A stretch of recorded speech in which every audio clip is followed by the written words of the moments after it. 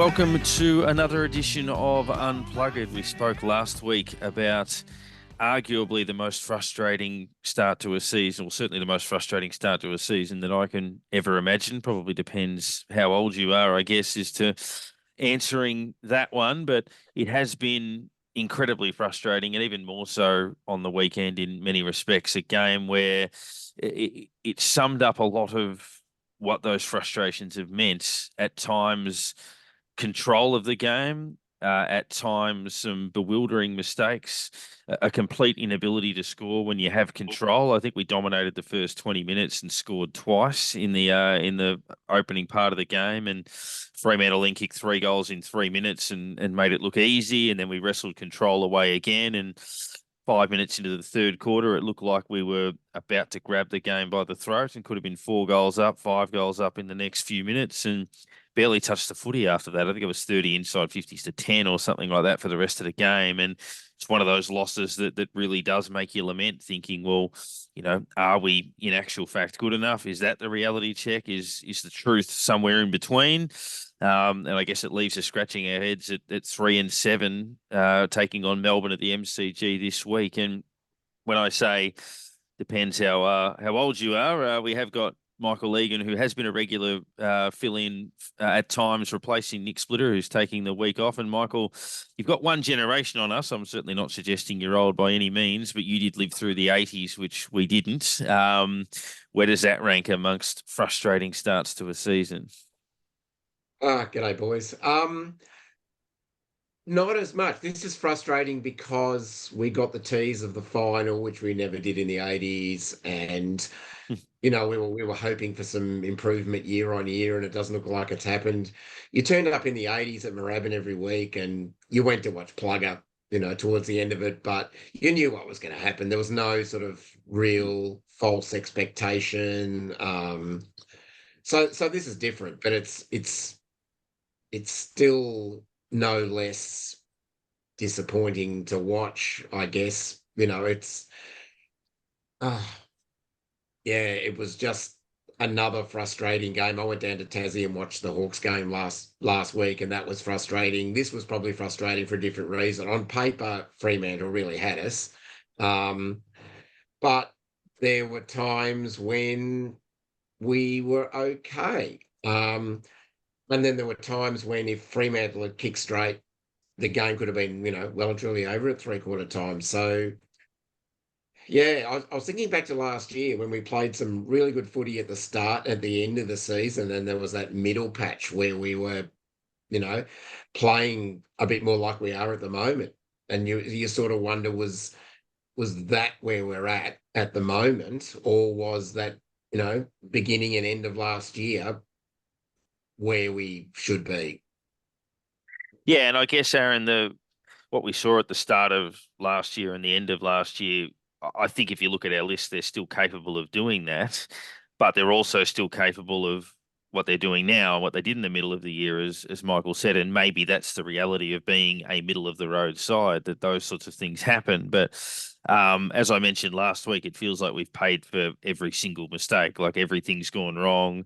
If something's going to cost you a game, it does. You don't get away with anything really. And I think, as Michael alluded to there as well, the scoreboard in the end flattered us, even though there were periods in the game where we looked a decent chance. And I also refer to Lethal Footy on Twitter, who writes a lot of those fantastic reports with the Red, White and Black crew, saying that we can't blame Riley Bonner for the loss. However, there was a little small window where maybe with them being denied that goal on the score review that it could have swung momentum. But if you then kick the ball directly back to them and they kick the goal anyway, it snuffs that straight out. But what did you make of it? Yeah, it's just those little errors that get made, and it can change a game completely. Like we get, as you're saying, the brilliance of the Marshall chase down and get a hand on that ball. Fantastic. We got the ball back again, and then we give it straight back to him. And it's just those little things that kill the team, and they really, really do hurt you. Hill gets that mark. And who knows? He turns around, hits another target, and we're running through the middle of the field again, straight down there and to kick a goal ourselves. But we won't know. There was a poor kick. It made Hill worked really hard. I mean, yes, he maybe could have taken the mark still, but it was made a lot harder than it should have been. And that's where we need to just those small improvements. That ball hits the chest, we're fine.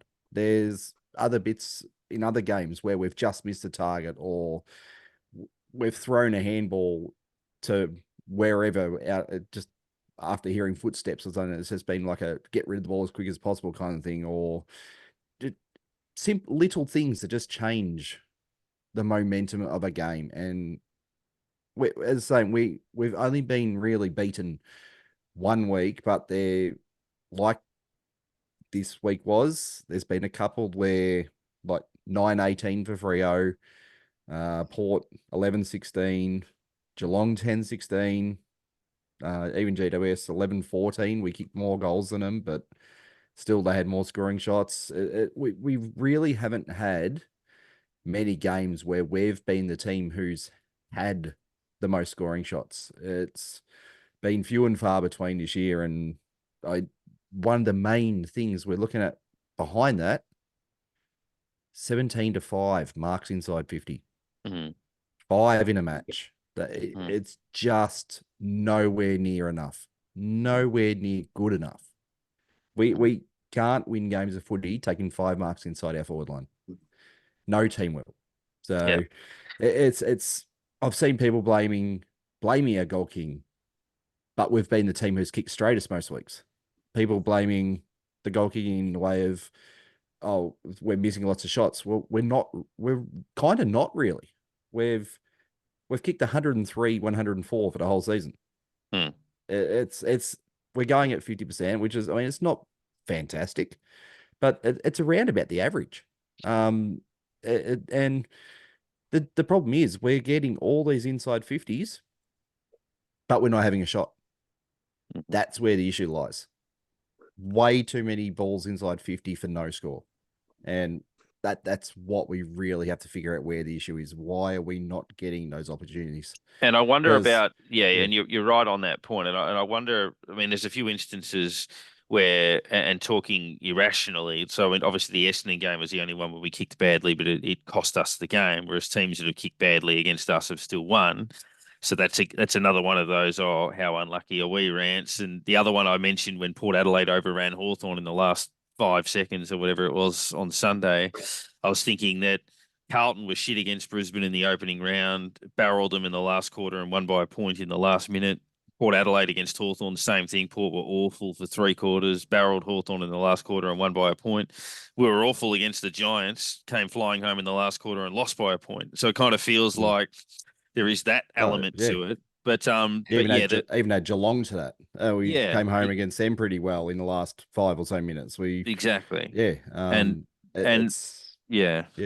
And Michael, on the inside 50 point, I mean, I think one that summed it up was, I don't think this is coaching for whatever reasons, just decision making. But in the first quarter, Liam Henry took a mark 55 metres out directly in front and tried to pass it to Darcy Wilson, who was on the boundary 30 metres out and kicked it out of bounds on the full. And I'm like, on what planet would that kick ever go there? There were so many instances of that.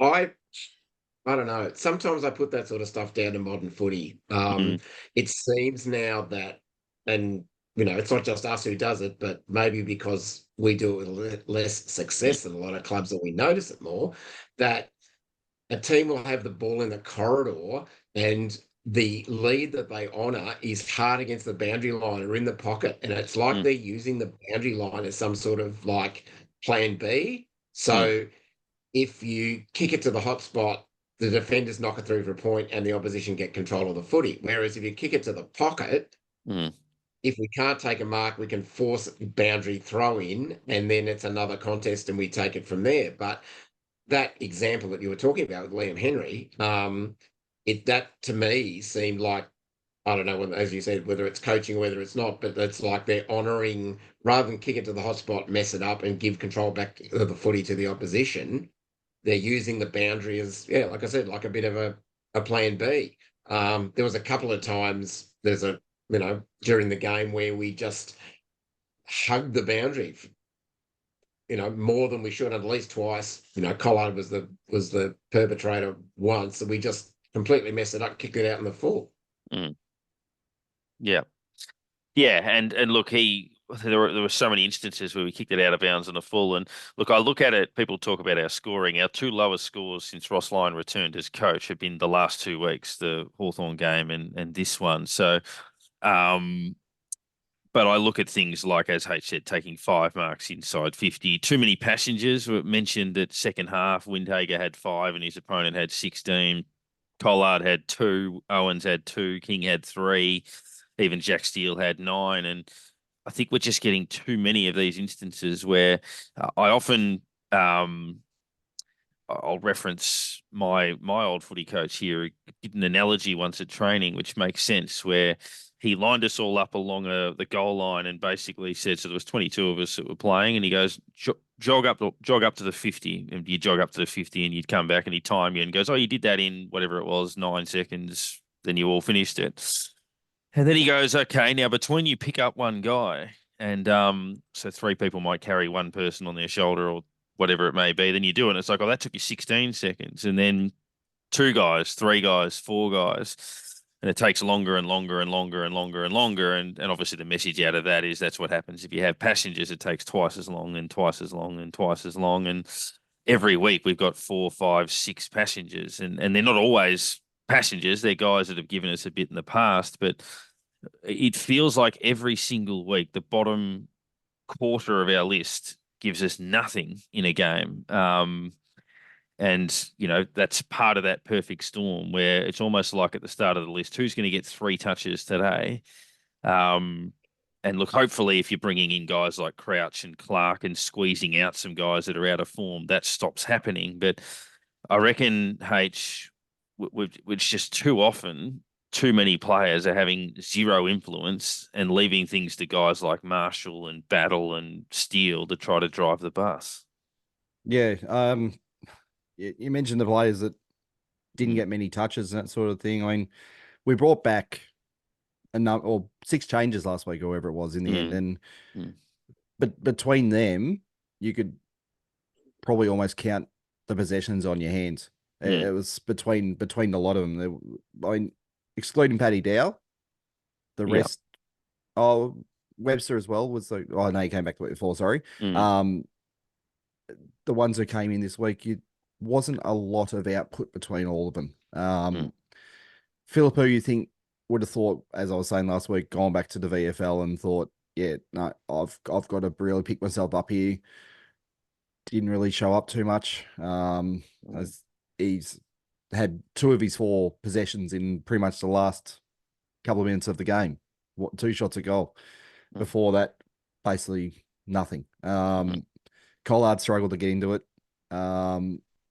He was there and thereabouts around the ball, but just couldn't get it. Just struggled to get the ball itself, and made okay positions, but yeah. You bring it in 4 possessions in the VFL.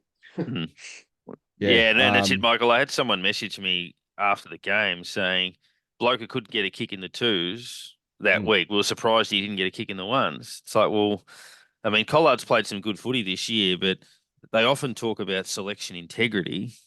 You couldn't possibly pick him on that performance. Yeah, and that was exposed. I don't think it did him any favours. Like, I understand Filippo's recall, but he could not possibly pick Collard on that. So, yeah, I think that's disappointing from a selection point of view that we're picking. I know there's a desperation element to that, but yeah, you just can't. No, and Sharman's probably got a little bit concerned now, being subbed out again. We're looking at now an injury list of 2, possibly 1 player by this weekend. And Schoenmaker should be able to play this week in the 2s. Yeah, we should be down to 1 player on our injury list. And you go, okay, but who are we going to play? Because now we're going, well, we've actually got concern. Some of these players aren't playing good football, and yeah, we really actually have to drop a few of them. There's going to be no choice. I mean, the Sandy have got their tails up at the moment. The guys who played there on the weekend, I mean, Crouch had 38 touches. You can't not bring him back this week, you'd think. That's almost an automatic conclusion. Even looking at Max Heath, I mean, I was not expecting him to even be in contention to ever play a game. Well, Matt Ellison kicked 5. And but Heath was clunking everything. It was marking every ball that came in. He probably took more marks inside the Sandringham forward 50 than what our whole team did on that night. The only disclaimer I'd put on that, Michael, is that I reckon Liam Gather would beat Richmond's VFL side at the moment. Yeah, I was just about to say exactly the same thing. They had 4 AFL listed players in that side. One of them went off with an ACL, Sam Naismith, I think it was, during the game. So they were one short on the bench. But the only thing that made me smile a bit is how ordinary is Jacob Kaczynski tracking at the moment, that he can't get a game in that Richmond AFL side.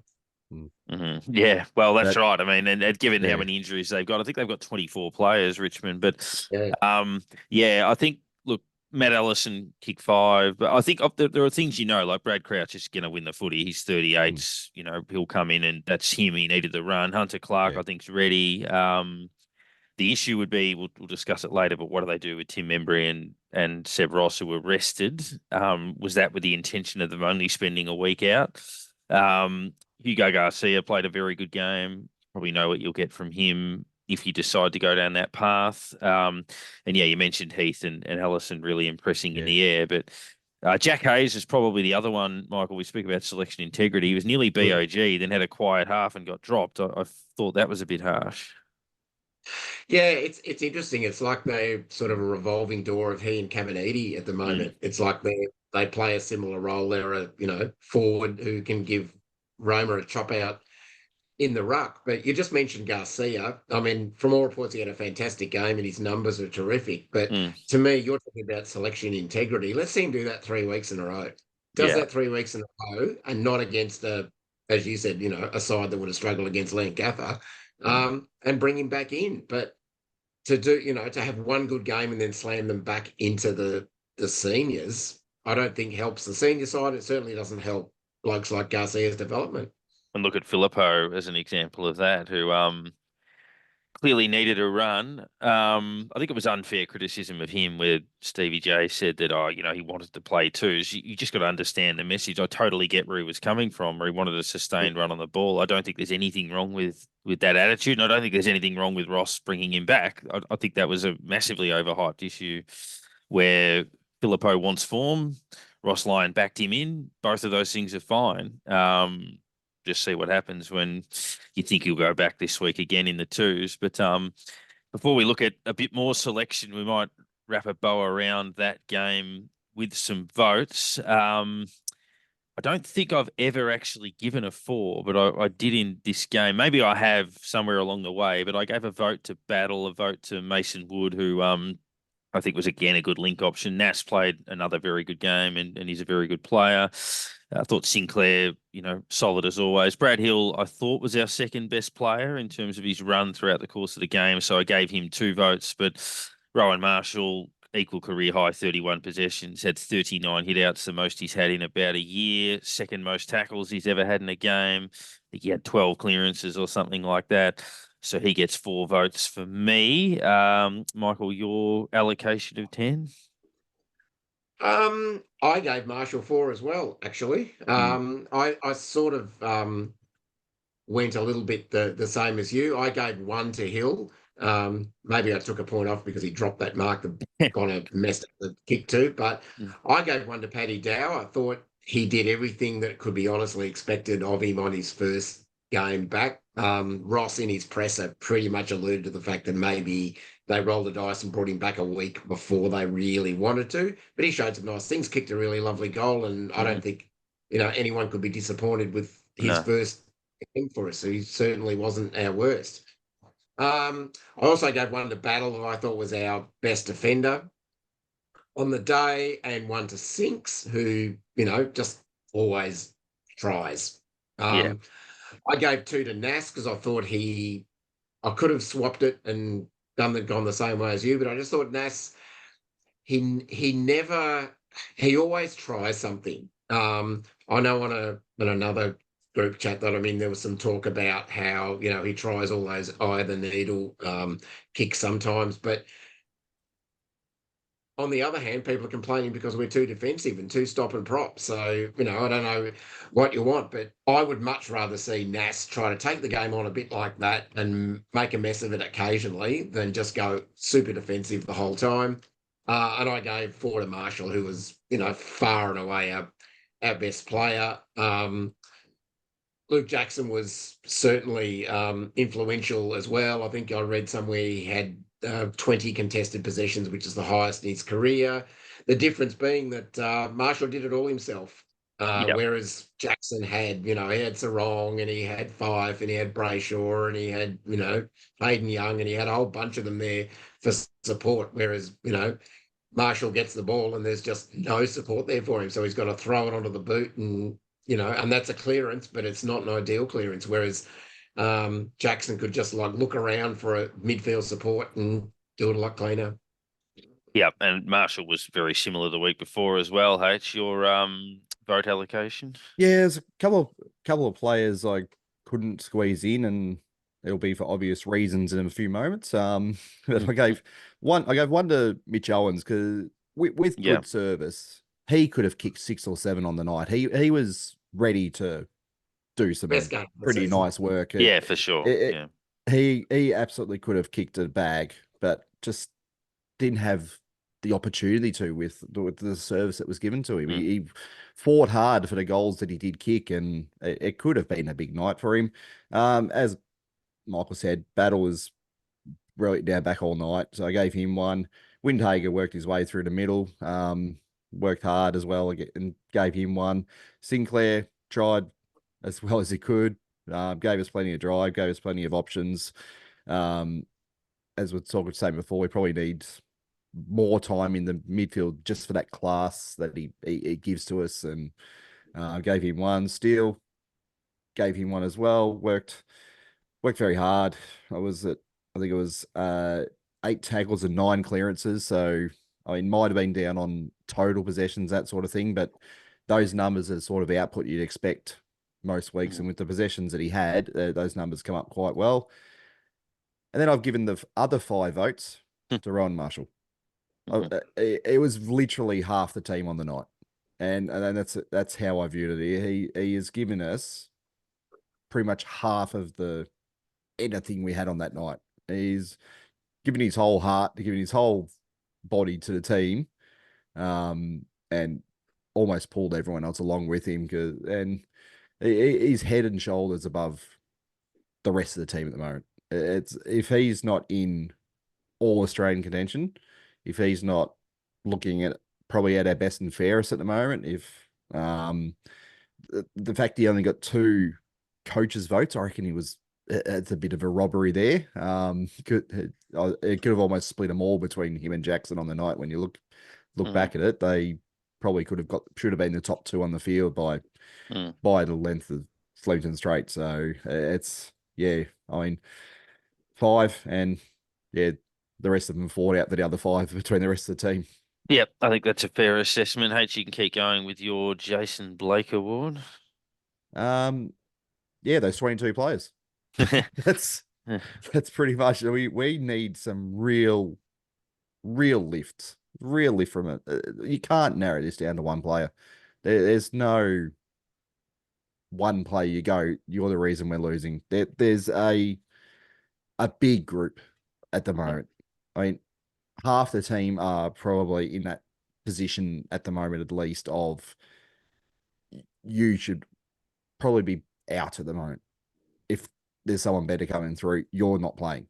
And with the way the injury list is, hey, do it. Bring another player in. If there's anyone that the coaching staff are saying you're below what we expect, hey, drop them. And that's as simple as it should be. We've got that list going now with 1 injury on it. These players should be working absolute asses off to stay in the team. And we're not really seeing it. And it's disappointing to see when there's so many positions on the line at the moment. Jack Yeah, Higgins comes back this week, and yeah. he's gonna. There's no doubt he replaces someone, and and they're not alone. There'll be a lot of other players who will get dropped. Yep, I think that's fair too, Michael. Your Jason Blake Award, the quiet achiever. Um, I didn't give him a vote, but I gave it to Mitch Owens this Yeah. week. I thought it was his best game for the year. He played the opportunist forward role in the first half really well. As H said, he could have half a dozen Mm. um, without too much trouble. He had a quieter second half, but he had exactly 21 teammates. Sorry, 20 teammates. Sorry, Roma. About that. But yeah, I just thought it was nice to see, and hopefully that's the beginning of getting last year's Mitch Owens back again. The Shannon Knoll. I know it's low hanging fruit and whatever, but Riley Bonner. Mm. Um, It's beginning.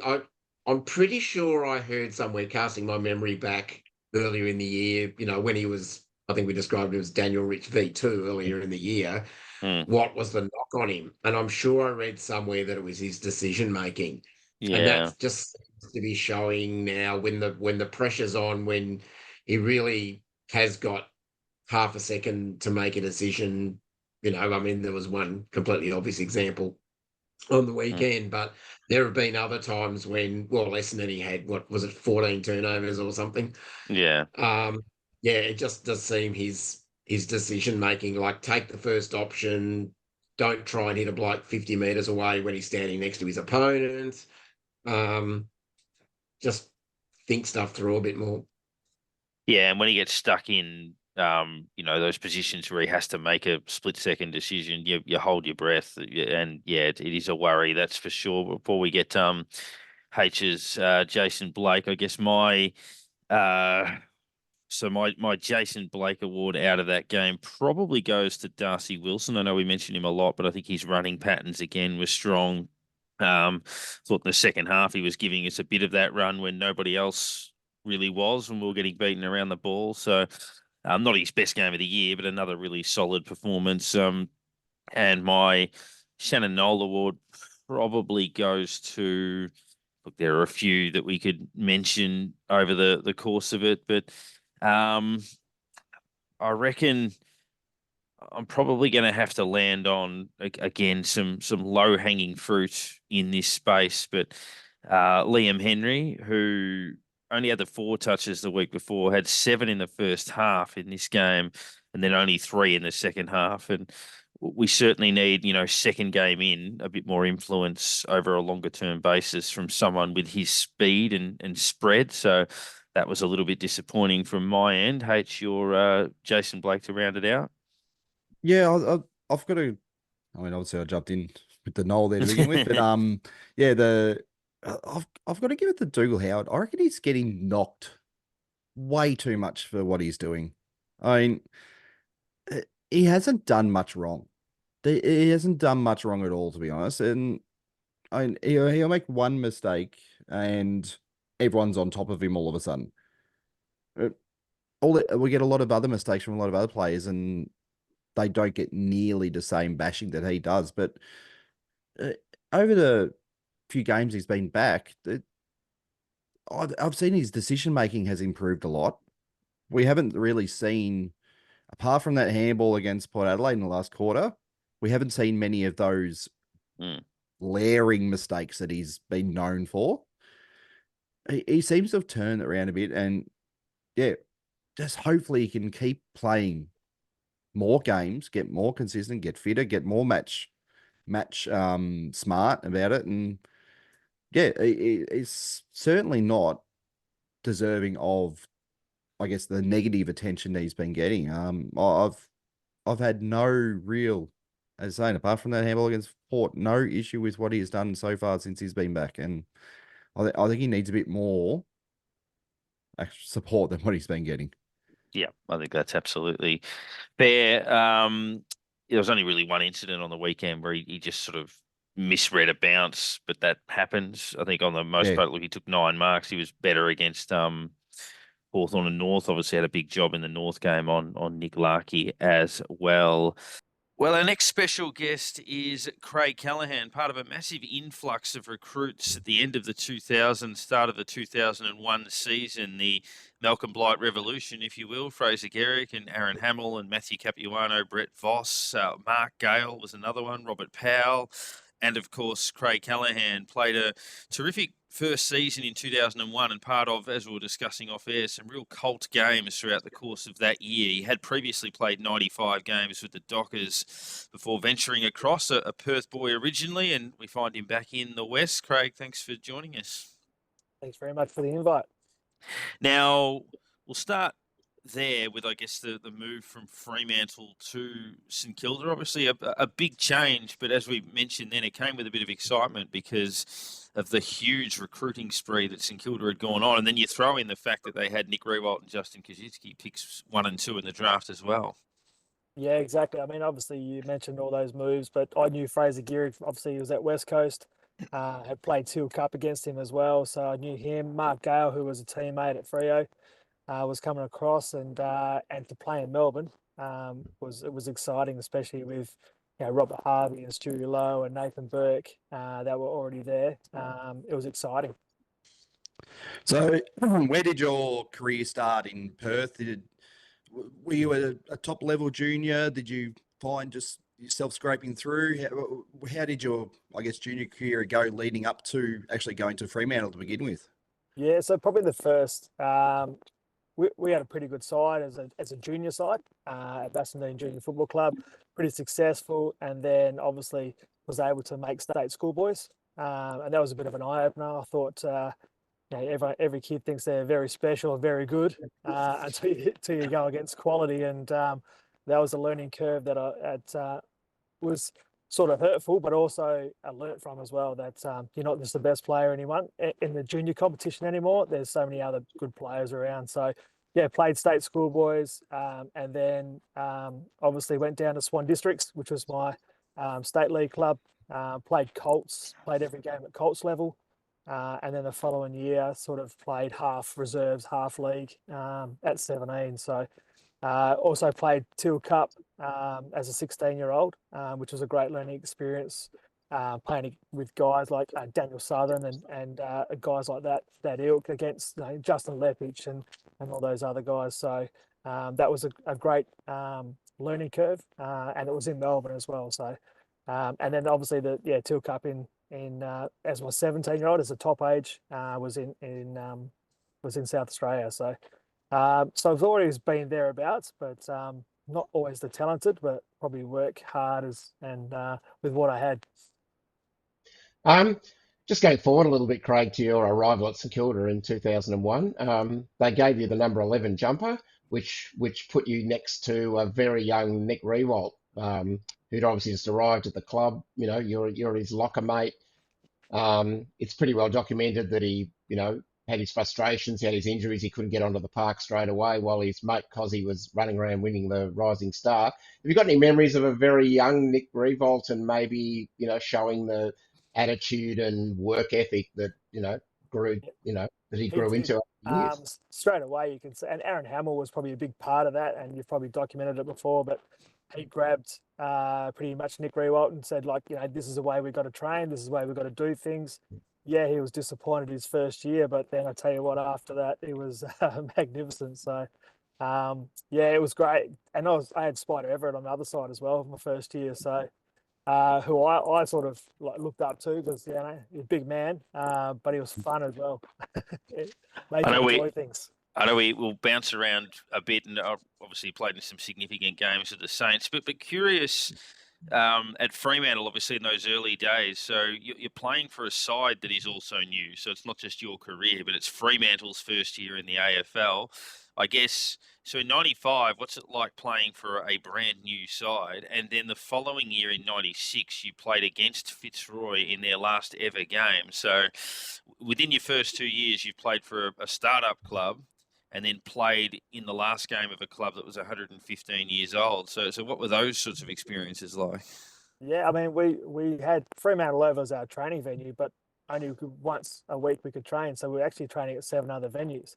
during the week. So it was very different. Also, it wasn't professional back then as well. So I was still, I didn't even have my license. So I relied on Todd Menegola to pick me up, travel 45 minutes to training.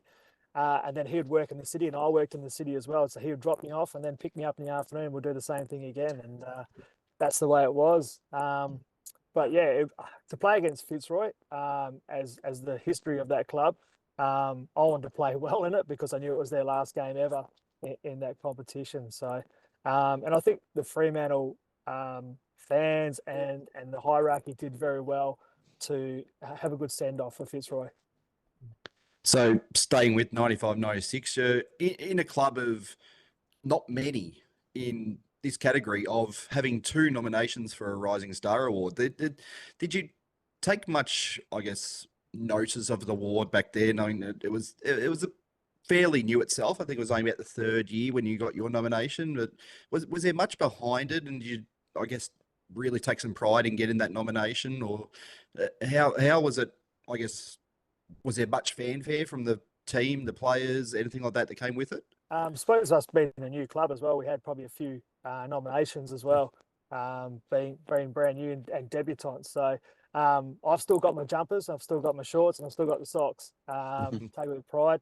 And it was an exclusive club of just getting nominated twice. There's a few of us now that have been nominated twice. But yeah, I still take pride in it. And as the guys that got nominated were the guys that I probably played against Teal Cup against as well. So it was, yeah. And we got to go to Melbourne as well. So it was a great trip. What prompted the move east to St Kilda, Craig? In 2000.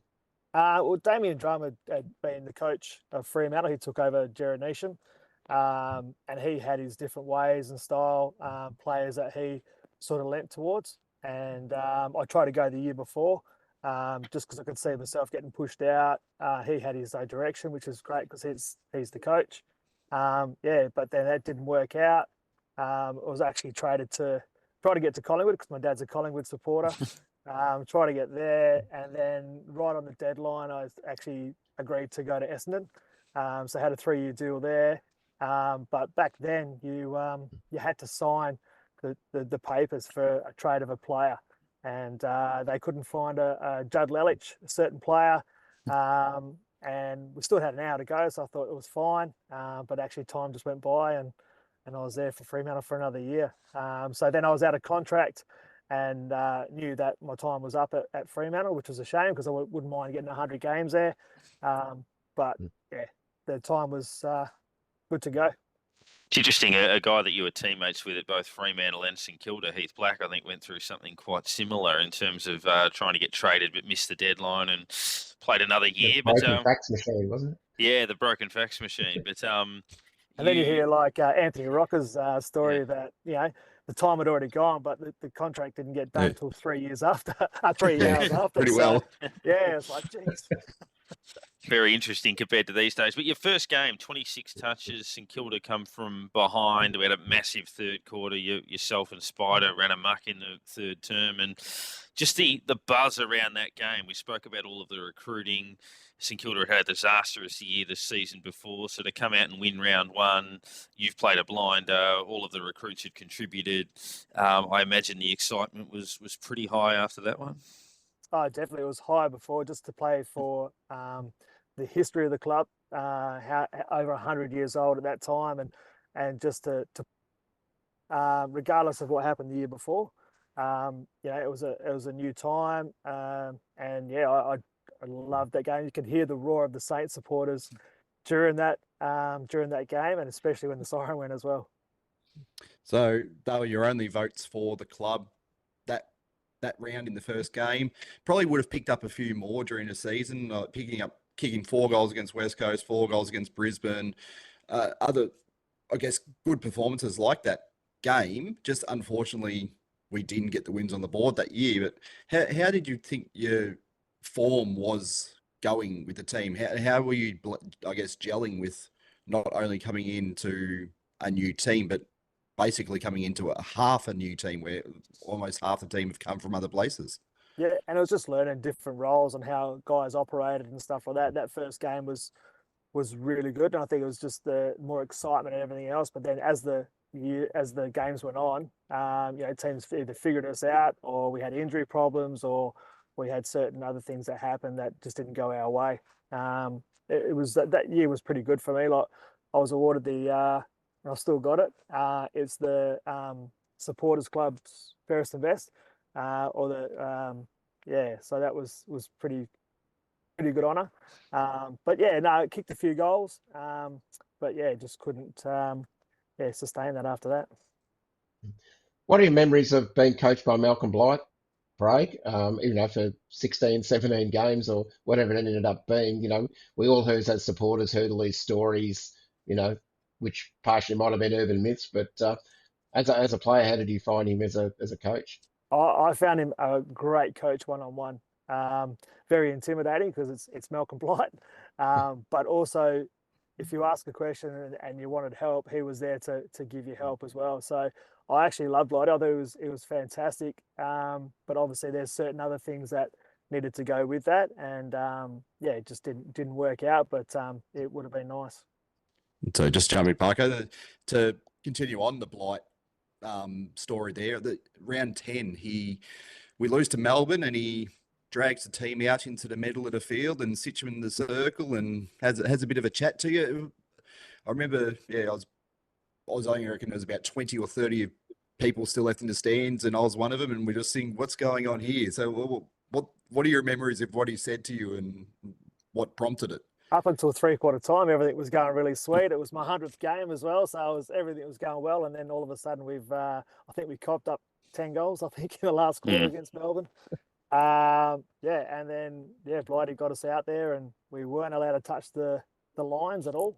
So everyone had to be in that circle, and you could hear the crowd saying things. And but it was just probably a lesson of just we had to band together and stick together. When things don't go our way, we still got to work together rather than just going in our shell and looking after ourselves. So it was a very interesting time, and I remember that. I think it was on the back page of the paper as well. So very interesting. At least I was part of that uniqueness. When he got the flick, and obviously all happened very quickly, was there any inkling at all that it might happen, and how were you told? How did you find out? Yeah, we just got told to be at the club. There was going to be an announcement at the club. Heard rumours that morning, not knowing what was happening, and then we got told at the club pretty much. So GT steps in next. How was your player, coach, or mentor relationship that you had with him before he took over as senior coach? Yeah, probably the only time that I sort of spoke to Grant was we had a pre-season game against Adelaide. I think it was in Port Augusta, and I sat next to him on the plane. And then all of a sudden now he's the coach, and my probably involvement with him and relationship grew as the years went on, and right to the end was really good, really good. Just the last match of that season, Barry Hall kicking a goal for the Hawks against the Hawks after the siren to win the game for us. Grant's first win as coach. How did he find playing sort of next to big, bad, bustling Barry? Stay out of his way? No, I did stay out of his way. He's a big man, but he's also welcoming as well. He welcomed us as well when I was there. But he'll tell you what, it was a big loss for Saints straight after that year. I think he went straight to Sydney after that. But yeah, we celebrated that last game, but your first game in 2002 was a bizarre draw against Sydney when we had a stack of players out and managed to grind it out. Probably should have won the game in the end, but I imagine you were starting to see the nucleus there. Del Santo played his second game that day. Rewald, I think, took 11 marks. Milne was very busy. That night was probably a bit of a beginning of what was to come in many ways. Yeah, it was. You could see the changing of it. The young kids coming through and learning, and obviously, I think Xavier Clark got recruited that year at number 5, I think he was. And then you had, Del Sano and Montagna, who you could see were coming up, and they were going to be very good players for the club. So one little oddity you have for the club is that played in 7 wins, and obviously that draw 2 with St Kilda. You went 2-0 against your former club Freo. Yes. How did you find going up against former teammates, playing against them? And did you just feel you might have lifted a little bit on those days at all? Or Definitely, especially the first one going back home. My mate was pretty happy because he backed me to kick the first goal, and I kicked it with my right foot, which I don't really kick with my right foot. So he was pretty happy. But always want to prove a point, and especially when it was Damien Drum who was coaching as well. So that just gave it a bit more power to it. They as 2002 and 2003 sort of came along, injuries started to take their toll a bit with you. Can you talk us through a little bit what happened there? Yeah, even the first year had a few niggles as well. Whether it was, and I'd never done a muscle injury or anything like that prior to coming to Melbourne, and that sort of started coming into it. And then obviously in 2002, I was dropped for a tour. We were going to play a tour that week, so I went back and played for I think it was Casey. Springvale. Springvale. Yeah. Yep. Back then, and sorry, was I had lights out in my car here. So then I went back, and a young Gary Ablett was playing, and I had to follow him around, and just pretty much went into our forward line, picked the ball up, went to turn, and he just went just before half time. And I had 3 doctors there that actually checked it, said, "No, you haven't done your ACL, you'll be fine." And then, obviously had to get scans on the Monday, and they said, "Nah, sorry, mate, you've done your ACL." So, so that sort of set back a bit. And then 2003, started to get back to it, started to rack up some games for Springvale. And then just, before 5 minutes before the end of the game, I was having a pretty good game, and then I did my hamstring. So that set me back again. So, so sort of injuries sort of got me in the end, but it was sort of like not a blessing in disguise, but you just realize on what's more valuable in your life. Footy's great, but there's other things you can help the team with as well. So when I did my knee the second time, which was pre-season in 2004, Tomo and Matty Rendell made us an assistant coach. So I was working with Lenny Hayes and Del Sano and all that in the midfield. And then, and actually go scout opposition as well. So I'll travel with the team, I'll be in the coach's box. So it actually opened my eyes to a different side of football. In regards to the next chapter after that, so once football did come to an end, what sort of things did you have in the fire, and what's life entailed since then? Yeah, so when I did my knees, I actually started working for the Saints gaming room. Got my TAB license and got my gaming license. So I started working in the gaming room. So I would do my rehab and then go to work at 5 in the afternoon, finish at 2 in the morning, go home, sleep, come back, do rehab again. So that was me. When I did my second knee, my dream was to play the last game, regardless. And that was only 6 months into my rehab, but I was trying hard as I can just to get on the bench. These days, you're on in 5 minutes. Back then, you were on maybe at 3/4 time. So so that was So that sort of opened my eyes to different sides of working and stuff like that. Went back home at the end of 2004, and then just sort of plodded around, worked for a company called Steel Blue as warehouse manager. Did that for a few years, and then now it's funny. It's gone around in circles. I worked for a company called Clontarf Foundation, which Jared Neesham started up in 2000, and I work with Indigenous kids in schools. So I've gone from being just an operator where We will pick up boys for school. We'll have training. We'll have contact time. So you give them life lessons. We'll have after school activities. We go to worksite visits, stuff like that. To now being doing employment. So I've got a wide range of areas I go to. Work with the 11s and 12s, and I work with kids out of school as well. So making sure the 11s and 12s got a pathway for employment, whether it's whether it's going to uni or whether it's been a heavy diesel mechanic, whether it's just working in retail. So making sure those guys have got something to go to. So, and what's your level of involvement these days? Do you get to the Saints games when they get over there? Do you ever get over to Melbourne and get to a past players functions or things like that? How's your level these days? I haven't been to a Saints game for probably 3 years, and that was when I was at a past players function. And it was funny because Nicky Del Santo was there, and one of my good friends, Daniel Wolfe, who I got over to Perth to play with us at Swan Districts. He goes to him, and Wolfie's a mad Saints. I think he was there not long ago, and he's talking about the Sydney game when we drawed. He probably should have kicked the winning goal, so we won't remind him of that, but. So I try and get to them as much as I can. And I see there's another one coming up soon over here. So, yeah, definitely go. And it was hard last week to watch as well. It's like, which one do you go for? I don't care if it's a draw, it's a draw. It's fine. And we had Wolfie on. That happened. So we had Wolfie on a year or so ago, and we did indeed remind him. So that was plenty of that. But Craig, thank you very much. It's been great to share the journey, and well done on what you did. Obviously, injuries cut it a little bit short, but you played some terrific footy with the club, and thanks for giving us some time tonight. No worries. Thanks, guys. Thanks very much for the invite.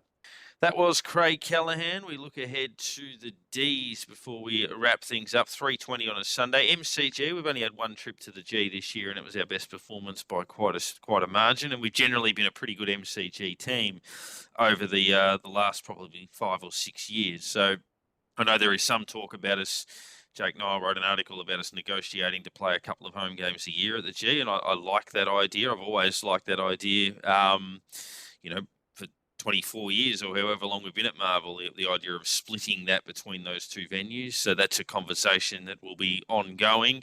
Ins and outs, Michael, I imagine there will be a few of those. I would think that you would be looking at Crouch, Clark, Higgins as a bare minimum, and then you'd probably be discussing whether Membry or Hayes play and what you do around, any other potentials. But let's say it's Membry, Higgins, Clark, Crouch.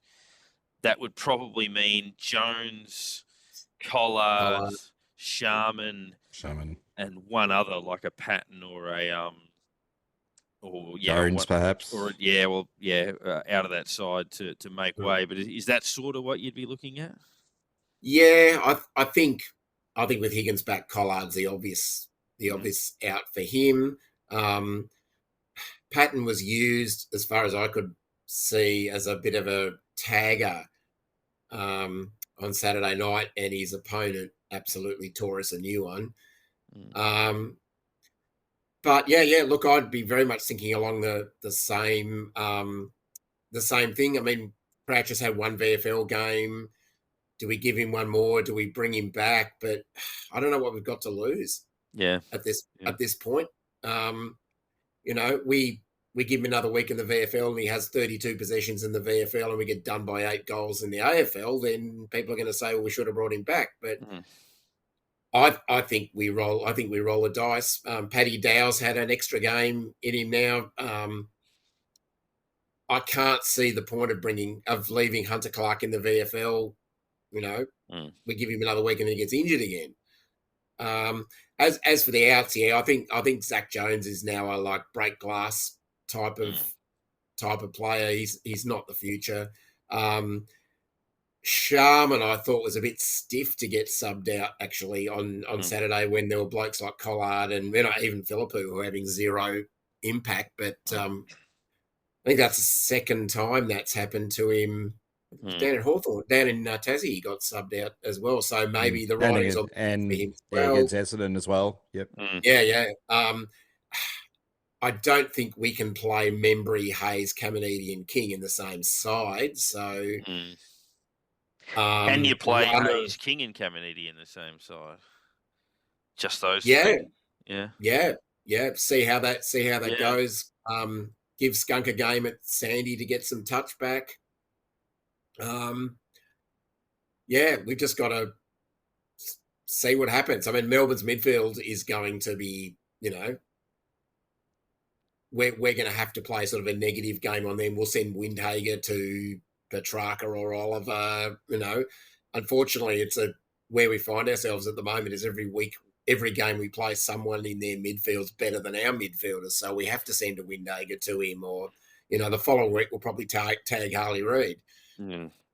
But they had Pickett on the ball, Melbourne, against the Eagles, and he's obviously a dynamic point of difference with pace, and he could be problematic. It also allows them to play Petrarca forward a little bit, but it was interesting on the Zach Jones. You mentioned the break glass thing. We had someone off the off the Twitter. I thought I was back at SEN then. Off the Twitter, saying, how many photos does Zach Jones have of Ross to keep getting a game? Like, I think it looks to me to be the opposite. It looks pretty clear that Ross doesn't want to play him, but he's had to out of necessity. So I get the feeling that Ross has stamped his papers in the "you're done" bracket. So I'm kind of leaning the other way, that he's very reluctant to pick him. But I'd imagine that's probably the way it goes. Obviously, Marshall will have an enormous responsibility against Gawn, which he's capable of doing. Jake Lever not playing helps.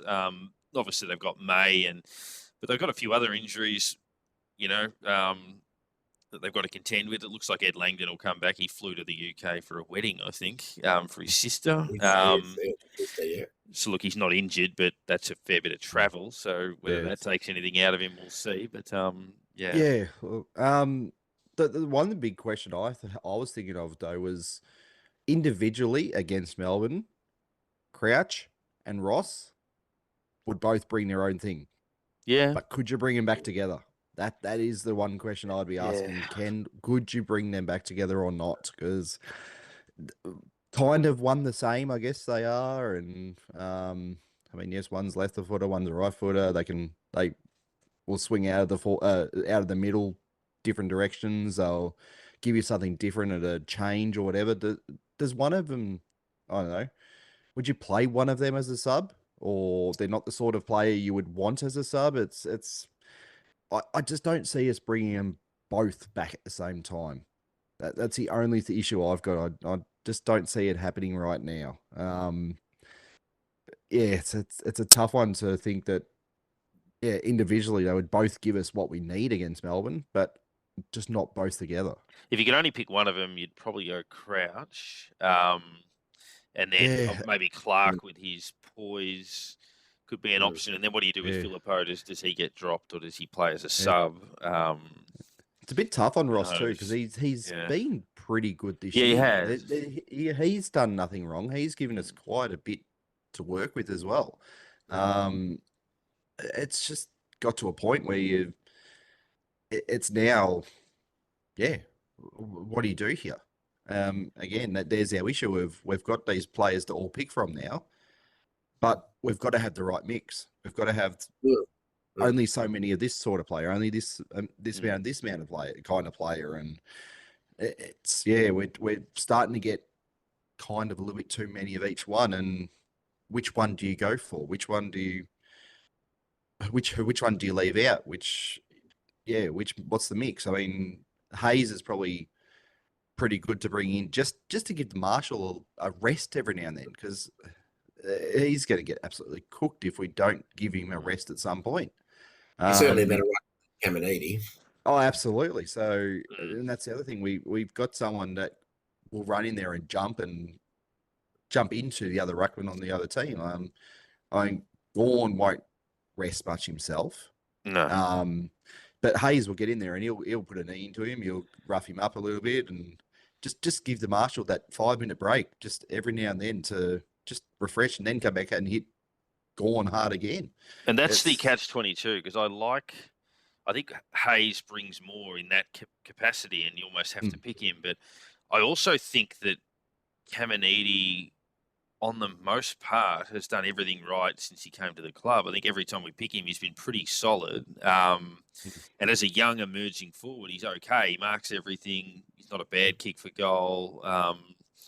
He generally kicks 2 a week, or averages a goal and a half a game or something like that. So if there's a way we can try what we were talking about before, playing Caminiti forward permanently, King forward permanently, and Hayes plays ruck forward, and see how that goes with some others on the ground, and try to pick all of them and just see how you go. Obviously, Membry can't play if you do that, and Sharman can't play if you do that. But yeah, it's pretty much who I'd say he would probably come in for. He'd come in for Sharman. Yeah, it's either Hayes or Membry that they would pick to replace Sharman, in the hope that they keep Caminiti. But and there's a lot of interest around sort of how they want to look at that. But is it fair to say, Michael, just before I wrap up with some listener questions, that regardless of which way we go, we're going to pick our best side of the year this week? Yeah, on paper, I'd absolutely agree with that. Whether it's our best side, if none of those players were coming back from extended injury layoffs, then I absolutely agree with you. Whether it's the best side we could put out there from a form perspective. Perhaps not, because there are blokes like Crouch and Clark who are a bit of an unknown quantity because they haven't played long term. And if they have little impact, then people might say, well, we brought them back too soon. But yeah, on paper, I'd absolutely agree with you. Now, some listener questions. Tim Dole says, basically, Your Oak struggling, haven't won a game in 30,000 years. That's not too bad. Gmail, who's a good contributor on Twitter, says, I reckon I've asked myself 100 times why one of the greatest midfielders ever to play the game is coaching our forward line. I know a lot of people have looked at the fact that Harvey coaches the forwards and Goddard the mids. But that's, I know Enright coaches his position in defence, but that's the way it goes. Steve says, do we owe Rats an apology? I'm not saying it was the wrong decision, but people acted like the roster we had should have been winning finals and all it needed was Ross the Boss to save it. So I get the question, but look, I think Brett Ratten was treated poorly in the way it was done.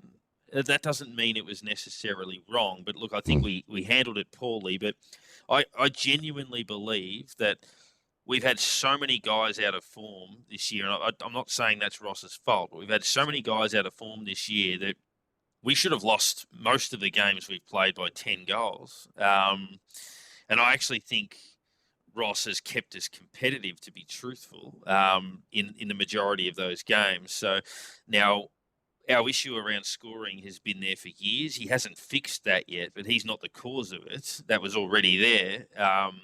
So he hasn't fixed it, so he's got to wear that, but he certainly hasn't caused it. And look, I think if Brett Ratten was coaching this current group in their current form, then we certainly wouldn't be performing any better than we currently are now. And as I said, I've got nothing against Rats, but I just think that's the reality of the situation. Yeah, I think what he was doing was had got a bit stale, and we were stagnant. We weren't going to improve anymore, I don't think, under him. But where we were at is where I think his peak with us was. And I think that's what they saw. They were going, it's not going to get better from where we are right at that point. Correct. And going, no, something has to change. And unfortunately, that he was the thing that changed. And I mean, we saw improvement. We've seen improvement. But yeah, as you're saying, we may have lost these games by 10 goals if we still had him as coach, because we were losing games by significant margins under those run-ons the team's got against us. Yeah, and we never curtailed those runs that those teams had, but that seems to have been something we've managed to get over a little bit. We just don't get the run on. We're not getting that run on with ourselves when we have the opportunity. I mean, Rats might have had a bit of that, but he let a lot more go back the other way. So yeah, there's the happy medium there. But yeah, I mean, would we rather be playing average football, losing by 3 goals, or playing a bit more attractive football and losing by 10 goals. That's there's the question. Parko's right though. I mean, the scoring issues. We didn't obviously sit here and bemoan about it, but back in the Richo era, the talk social media is, we can't spot up a target inside 50, and having 1 million inside 50s and kicking 4 points and all that sort of stuff. So that so far predates Ross. Yeah, exactly. Like, I think that the amount of people saying, Ross Lyon teams can't score. I'm like, have you watched us for the last 7 or 8 years? 2016 was the last year I thought we played anything resembling free-flowing. 2020 maybe, in that weird COVID year, we opened the forward line up a bit and found ways to get over the back, but that's really about it. But so I think if we're going to talk about scoring rows, Ross hasn't fixed it. He hasn't caused it though. But we'll see what happens in the run. But Melbourne at the MCG, they've dropped a couple. They'll be pretty desperate. They're clearly a very good side. We know that, but they're vulnerable, and why not? That's the life of a Saints fan. You talk about frustration on a Sunday, frustration on a Monday. Tuesday, you look at the injury list. By Tuesday night into Wednesday, you're plotting how you win the game, and that's the life of it. So we'll turn our attention to Sunday. But Michael, thanks for stepping in. I'm sure we'll have you on again at some stage during the season. Yourself and Phil have been our ever reliable substitute sometimes at the last minute. So thanks for jumping on, and hopefully we'll see you at the G. No, I've got to work, unfortunately, boys, but thanks for having me on. As always, a pleasure and an honour. Of course, it is tennis time. The French Open starts on Sunday. Yes. So, we're all getting a little bit busy. But, until then, everybody enjoy the rest of your week and go Saints. Oh, when the Saints go